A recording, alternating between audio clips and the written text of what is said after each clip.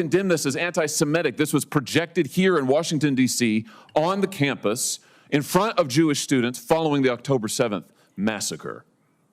I think that that is not appropriate speech at a time. It was hate speech in the context, don't you think? Sure, but the point is I would prefer to focus on the issue of hate crime. That's the reason I'm saying This is a hate crime. When you threaten to kill Jews and destroy the state of Israel, that's hate speech. No, that's a hate crime. Threatening to kill anyone, including Jews, is let's not pretend that it's ambivalent or ambiguous or we're not sure. How about this one?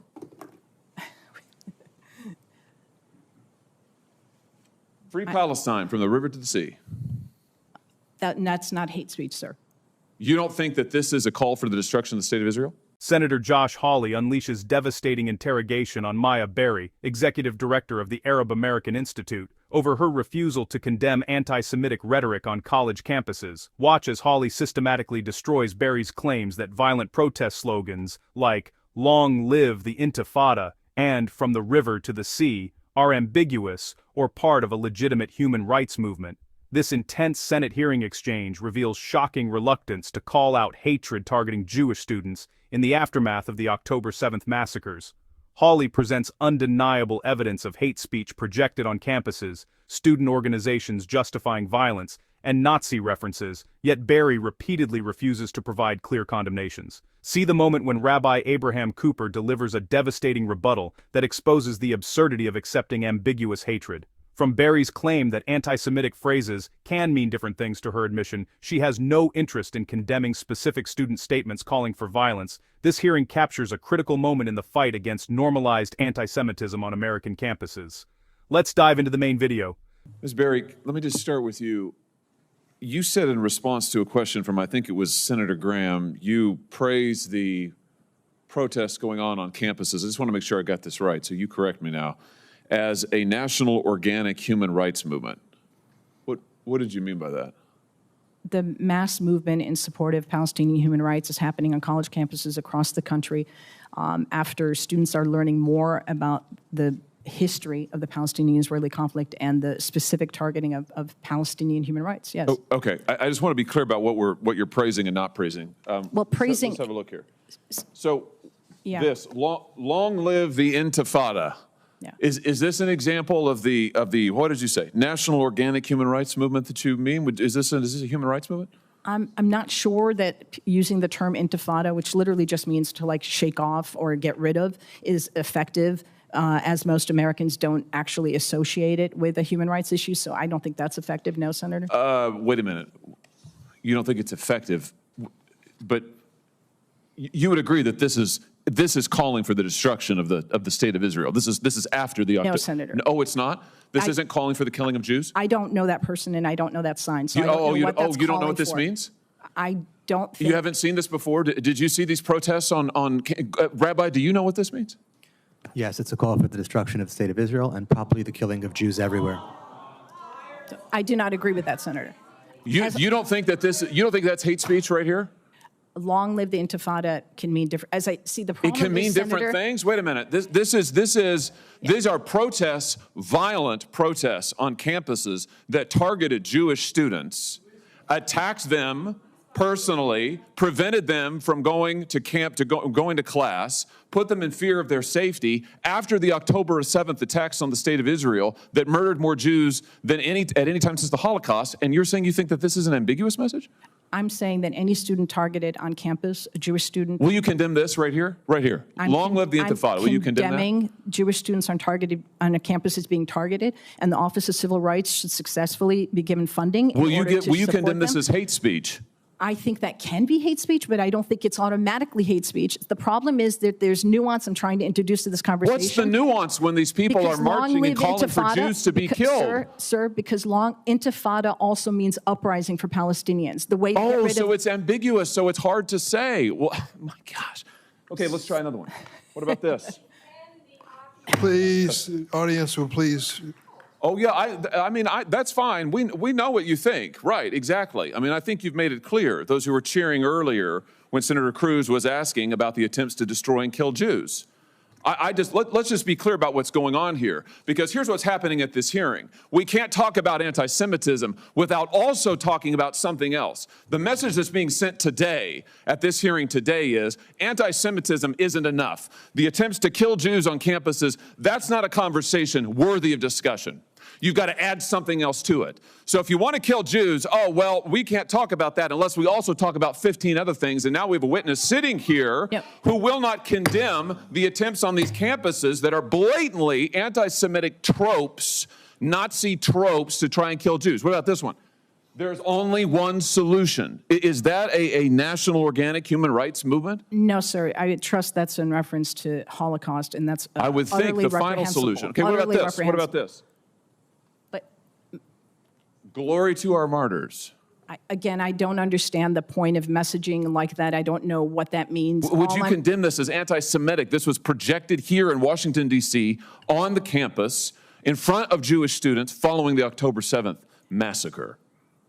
I think that is not appropriate speech at a time. It was hate speech in the context, don't you think? Sure, but the point is I would prefer to focus on the issue of hate crime. That's the reason I'm saying that. This is a hate crime. When you threaten to kill Jews and destroy the state of Israel, that's hate speech. No, that's a hate crime. Threatening to kill anyone, including Jews, is let's not pretend that it's ambivalent or ambiguous or we're not sure. How about this one?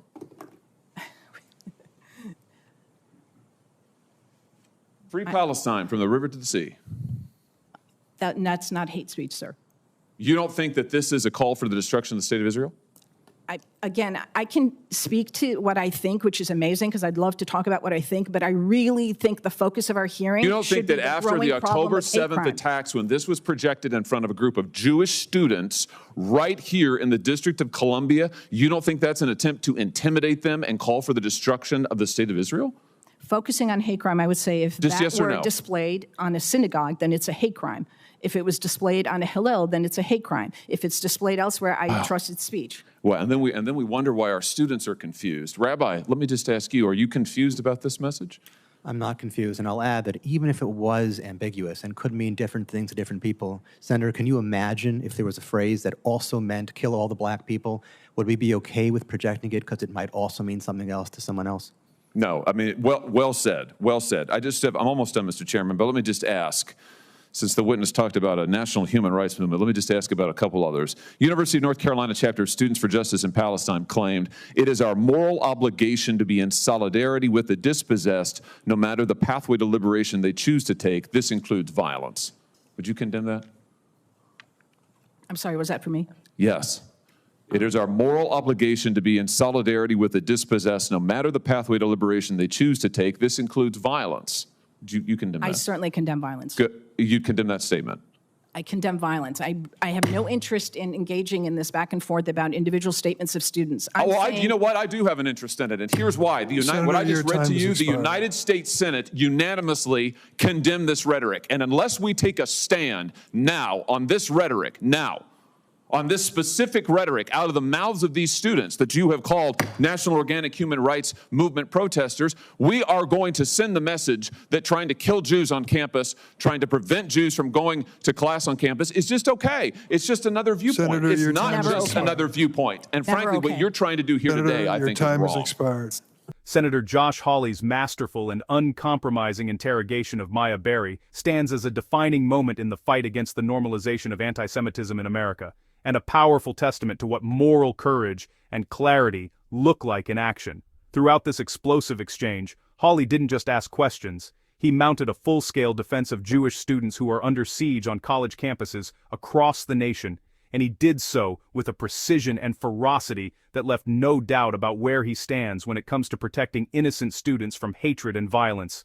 His systematic demolition of Berry's attempts to provide cover for anti-Semitic rhetoric revealed not just her failures, but the dangerous rot that has infected parts of our academic and advocacy institutions. Hawley proved beyond any shadow of doubt that phrases like, "Long live the Intifada," and "From the river to the sea," are not ambiguous calls for human rights. They are explicit threats against Jewish people and clear calls for the destruction of Israel, especially in the context of the worst massacre of Jews since the Holocaust. The senator's refusal to accept Berry's endless deflections and qualifications was nothing short of heroic. While she tried repeatedly to introduce nuance and redirect the conversation away from specific instances of hatred, Hawley held the line with unwavering determination. He understood what Berry either couldn't or wouldn't acknowledge, that the normalization of anti-Semitism happens precisely through this kind of moral equivocation, through the insistence that threatening language targeting Jews requires special context or interpretation that we would never demand for hatred directed at any other group. When Berry claimed that "long live the Intifada" could mean different things, Hawley exposed the absurdity and moral bankruptcy of that position. Would we ever accept such ambiguity if the target were any other minority group? The answer is obviously no. And Hawley made sure everyone watching understood that Jewish students deserve the same unequivocal protection from hatred that we would afford to anyone else. Hawley's presentation of evidence was devastating in its comprehensiveness and impossible to refute. He didn't rely on hypotheticals or abstract policy debates. He brought receipts, actual photographs of protest signs, actual projections on campus buildings, actual quotes from student organizations explicitly endorsing violence as a legitimate pathway to liberation. Each piece of evidence he presented built an ironclad case that what's happening on college campuses isn't peaceful human rights advocacy. It's a coordinated campaign of intimidation and hatred targeting Jewish students at their most vulnerable moment. Berry had no answer for why these protests erupted immediately after October 7th, the deadliest single day for Jews since the Holocaust. She had no answer for why Jewish students were being physically prevented from attending classes. She had no answer for why organizations she praised were explicitly endorsing violence.